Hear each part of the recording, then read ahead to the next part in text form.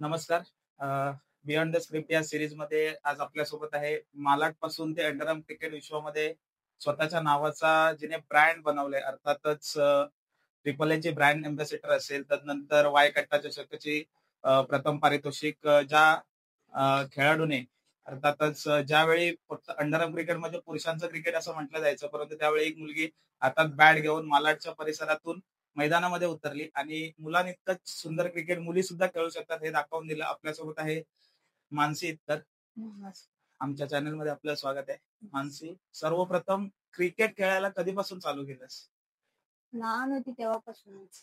जेव्हा पप्पा लोक जायचे खेळायला तेव्हा ते आम्ही बघायला जायचो. मग नंतर आम्ही घरी यायचो तर काकांना मी बोलायची की चला मला पण घेऊन चला क्रिकेट खेळायला. तर ओके. त्याला घेऊन जायचे. तेव्हापासून ते स्टार्टच होतं. ओके. म्हणजे वडिलांना बघता बघता तू हो. क्रिकेट खेळायला शिकलीस. हो. ओके. मग शाळेत असताना क्रिकेट खेळायचीस की हो. जेव्हा पीटी पिरियड वगैरे असायचा तिथे पण मी पोरांसोबतच खेळायची क्रिकेट. ओके. म्हणजे अगदी लहानपणापासूनच येस. क्रिकेटची आवड आहे हो. आणि लहानपणापासूनच मुलांमध्ये खेळल्यामुळे तुझा गेम देखील मुलांच्या लेवलचा येस. तेवढाच इम्प्रूव्ह झालेला आहे. हो. आता सर्वप्रथम मेन गोष्ट म्हणजे पहिल्यांदा तू लहानपणी खेळायचीस, गोलंदाजी करायचीस की फलंदाजी? फलंदाजी. फलंदाजी. मुलांसोबत खेळत खेळत मला बॉलिंग मध्ये एवढा हे झाला इम्प्रूव्ह झाला ते मला कधी माहितच नाही. पडलं म्हणजे की हा. कधी गेम वाढलाय आपला हो. एवढा. ओके. पहिली स्पर्धा कोणती खेळली होतीस मालाडच्या बाहेर जाऊन? मुलुंडला. मुलुंडला. त्या स्पर्धेमध्ये काय विशेष कामगिरी केली होतीस?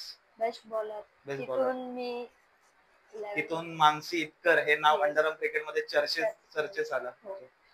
प्रथम आठवतं का कोणता असा अँकर होता की ज्याने नाव घेतलं असेल मानसी इतकर असा एक कोणतरी खेळाडू आलाय अंडरआर्म क्रिकेटमध्ये?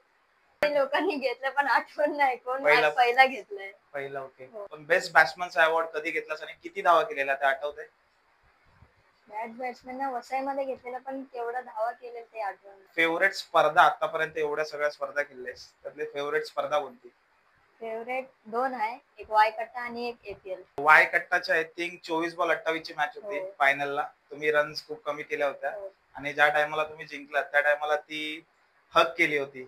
आय थिंक तुझी सिस्टरच होती का कोण होतं आयडिया नाही मला. हो. त्या हग बद्दल थोडंसं ऐकायला आवडेल. ऍक्च्युली कसं आहे ना ते टीम उभी आम्हीच लोकच केलेले म्हणजे त्या माझी एक सिस्टर आहे. युवा समोर आमचा हे होता. ओके. अपोजिट टीम होती.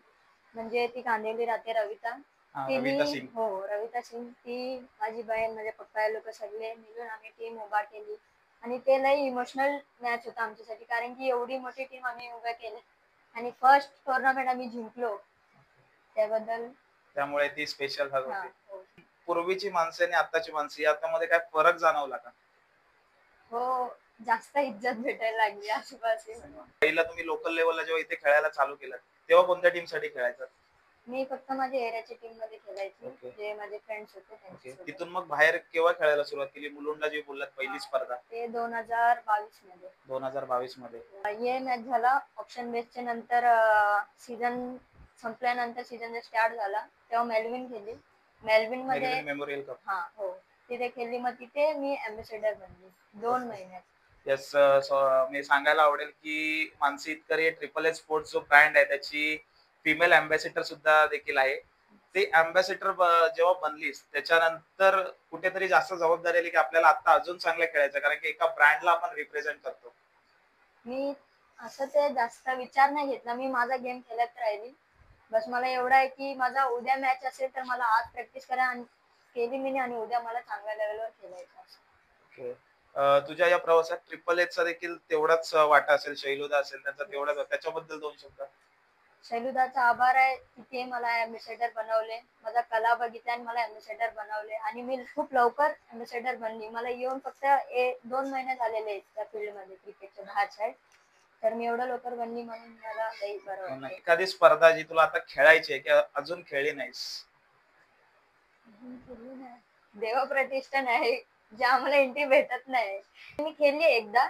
मग आता आमची टीम स्वतःची टीम घेऊन खेळायची आहे तिकडे. येस. कधी मॅच असते ज्या मॅच मध्ये तुम्ही हरता किंवा हरायला आलेला असता त्यावेळी तू तुझ्या टीमला मोटिवेट कसं करतेस? मी बोलेल फक्त हारेल ना आपण अजून काय नाही होणार एवढं मी मोटिवेट करते त्यांना. मग ते त्यांचा चांगला परफॉर्मन्स देतात तेव्हा ते लोक. तुझी एखादी फेवरेट इनिंग जी अजून तुझ्या लक्षात आहे की जी तू खेळलीस?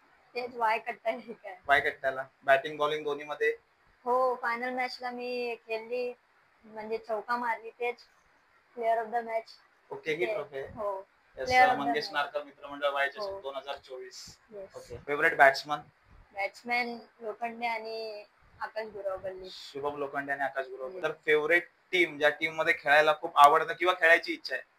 असं तर मला माझी टीम लई आवडते. खरी गोष्ट. स्टार्टिंगला जर काय अडचणी आल्या का, घरातून असतील किंवा कोणी बाजूच्या समाजातून, की काय हे करतेस असं कोणी बोललं का? हो, ते बाहेरचे बोलायचे. मी जेव्हा खेळायची तर मला बोलायचे क्या ये लड़के लोग के साथ खेलती है, लड़के लोग के जैसा कपड़ा पहनती है. मग मी घरच्यांना येऊन बोलायची. ते बोलायचे तुझं आवड आहे ना, तू खेळ बिंदास. ओके, म्हणजे घरातून पूर्ण 100% Support सपोर्ट आहे. होता, त्यामुळे हो. आज तू इथे आलेस. इथे आहे. आणि आज स्वतःच्या घराचं नाही तर मालाडचं संपूर्ण नाव मालाड एक्सप्रेस अर्थातच तुला बोलतात. Yes. आणि ते नाव तू संपूर्ण महाराष्ट्रावर पसरवतेस. तुझ्या टीमचं नाव समजेल? इन्फिनिटी सुपर क्वीन जे आता आहे recent. Infinity super queens. Yes. Okay. आतापर्यंत त्या टीम सोबत एखादी टुर्नामेंट आठवते का, जी टुर्नामेंट तुम्ही जिंकलाय, त्याची स्पेशल विन असेल एकदम? ऍक्च्युली ना रविता शाळेत गावाला गेली होती विलेजला, तर आम्ही खेळत होते लोअर परेलला बॉक्स टुर्नामेंट. आम्ही पूर्णपणे हरलेलो मॅच, 2 मॅच हरलेलो. पण आम्ही कमबॅक असं केलो ना, ते जे आम्हाला चिडवणारे होते ना, ते सगळ्यांचे तोंड चुप होते. ते एक गोष्ट होता आणि आम्हाला तिच्यासाठी ते मॅच जिंकायचं होता. रवितासाठी? येस. ओके. कधी असा एखादा वाईट पॅच आला की ज्या टायमाला बॅटला बॉल लागत नव्हता किंवा बॉलिंग चांगली होत नाही, त्यावेळी तू काय केलंस? तेव्हा मी म्हणजे माझे टीममेट्स जे होते, रविता होते, अनामिका, उन्नती, ते माझे खास आहे ते टीममेट्स मध्ये. त्यांना मी बोलायची की असं असं आहे, काय करू? तर ते लोक मला बोलायचे की थोडा काम राहून खेळ, तू असं नको समजू की बॉलर आहे मोठी, मला परफॉर्म करायचंच करायचंय. तू असं समज तू एक फक्त बॉलर आहे, तुला बॉल टाकायचा आणि तुझं काम करून निघायचं. म्हणजे ठीक आहे. मग ज्या दिवशीपासून मी तिचं ऐकलं, मी बॉलिंग टाकली, मी एवढे चांगली वर टाकली ना, मी 6 दिली. ओके. आता रविता, अनामिका यांची नाव घेतली, पण तुझ्या सिस्टरचा पण तेवढाच रोल आहे तुमच्या टीम मध्ये. ऍक्च्युली ती फिल्डिंग खूप भारी करते. तिच्याबद्दल 2 शब्द. ती फक्त सगळ्यांना हसवणारी टीम मध्ये आणि फिल्डिंग तर ती भारीच करते. भले काय पण असून दे, सिच्युएशन कसं पण येणे, भले बॅटिंग मध्ये बॉलिंग ती येणार, टाकणार बॉल आणि ओव्हर पण कधी येते चांगला टाकेल, बॅटिंग मध्ये पण येईल, तर कधी समोरच्याला स्ट्राईक पाहिजे तर स्ट्राईक काढून पण देईल. ओके, म्हणजे जशी सिच्युएशन असेल त्या अकॉर्डिंग खेळण्यासाठी तुझी सिस्टर करून देते. एक प्रश्न अजून, ज्या आता मुंबई, नवी मुंबई, MMR रिजन मध्ये ज्या नवीन नवीन मुली क्रिकेट क्षेत्रामध्ये येऊ पाहतात, त्यांच्यासाठी तू काय मेसेज देशील? ज्या टीम मध्ये तुम्ही येणार, खेळणार, त्या टीमला तुम्ही 100% द्या आणि ज्या टीमनी तुम्ही खेळणार त्या टीमशी तुम्ही लॉयल राहा. आणि मी बोलणार सिनियरला रिस्पेक्ट द्या. बस. जेव्हा तुमचा परफॉर्मन्स चालत राहणार तेव्हा तुम्हाला 100 लोक विचारणार. जेव्हा तुमचा परफॉर्मन्स डाऊन होणार तर तुम्हाला फक्त तुमच्या फॅमिली आणि तुमचे टीममेट्स विचारणार.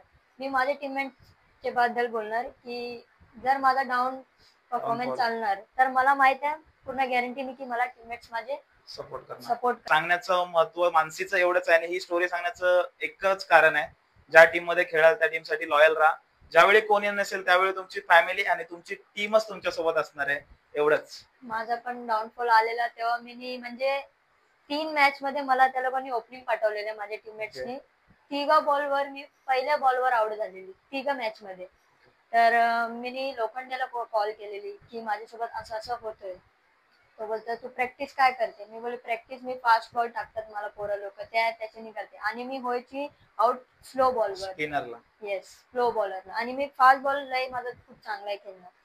तर मी लोखंडेला बोलला तर त्यांनी मला त्याचा दिला आयडिया. हो, येस. ओके. आता एक अजून शेवटचा प्रश्न. आता सध्या जी सोशल मीडियाचा प्रभाव आहे, सोशल मीडियावरती तर चांगली पण आहे वाईट पण आहे, परंतु कधी कधी जेव्हा चांगला प्रभाव होतो त्या टायमाला स्टेटस रील टाकले जातात, फेमस होतात. पण ज्यावेळी एखादा परफॉर्मन्स होत नाही त्यावेळी एखादा व्हिडिओ काढून हे केलं जातं की ट्रोल केलं जातं.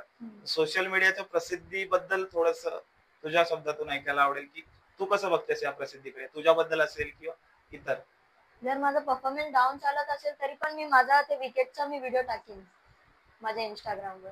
जर माझा चांगला परफॉर्मन्स चालेल तर मी चांगला माझा टाकेन. माझा असं नाही की आपला चांगला चालणार तर तेव्हाच आपण चांगला व्हिडिओ टाकू. फक्त आपल्यातलं जे चांगलं आहे ते दाखवायचं, वाईट आहे ते लपवायचं असं नाही. जे आहे ते जेन्युइन सगळ्यांसमोर जे आहे ते आहे. ओके. सोशल मीडियाचा आम्ही गोष्टच नाही करत. जेव्हा आम्ही भेटतो तर आम्ही आमचं क्रिकेट आणि आमचं फ्रेंडशिप जे मजाक मस्ती चालू असते फक्त तेवढं. सोशल मीडिया आम्ही इन्व्हॉल्वच नाही करत. Okay, thank you. आम्ही आमच्या चॅनलवरती मुलाखत दिली Yes. त्याबद्दल. आता आपल्या सोबत आहेत मानसी इतकर यांचे वडील, ज्यांना पाहून मानसीने क्रिकेट खेळायला सुरुवात केली, असे सुनील इतकर सर. सर, सर्वप्रथम आमच्या चॅनलवरती तुमचं स्वागत. नमस्कार.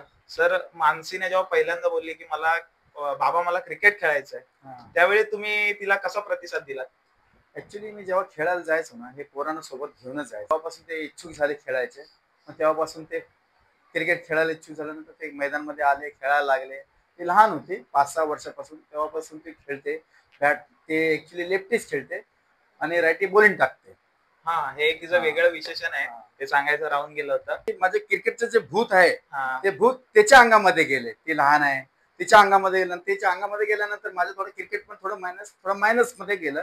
मग मी जास्त त्याच्याकडे लक्ष द्यायला गेलो की ऍक्च्युली ती आहे ऑलराऊंडर आहे, बॉलिंग टाकते, बॅटिंग करते, सर्व करते. आणि क्रिकेटचं जे कौशल्य आहे ते अगदी पिढीजात आहे असं म्हणायला हरकत नाही. तुम्ही खेळायचं, तुमच्याकडून मानसी खेळते, करुणा देखील खेळते, दोन्ही मुली क्रिकेट खेळतात. कोणीतरी असं येऊन बोलतं का नाही हे मानसीचे वडील आहेत, त्यावेळेची प्राऊड मोमेंट कशी असते?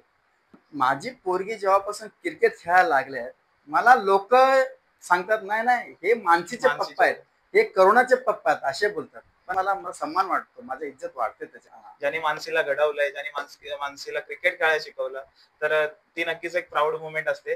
माझी पोरगी फक्त एरियामध्येच खेळत होती, लोकल गल्लीमध्येच खेळत होती. पण त्या पोरीने, रविता सिंगनी या दोन्ही पोरींना मुंबईमध्ये सर्वकडे, आता हे मुंबई नाही, मुंबई प्लस माझी पोरगी चांगल्या ठिकाणी जाऊन खेळायला लागले. मला चांगलं वाटतं. थँक्यू. आमच्या चॅनलवरती आपण बोललात त्याबद्दल. Thank you sir. नमस्कार.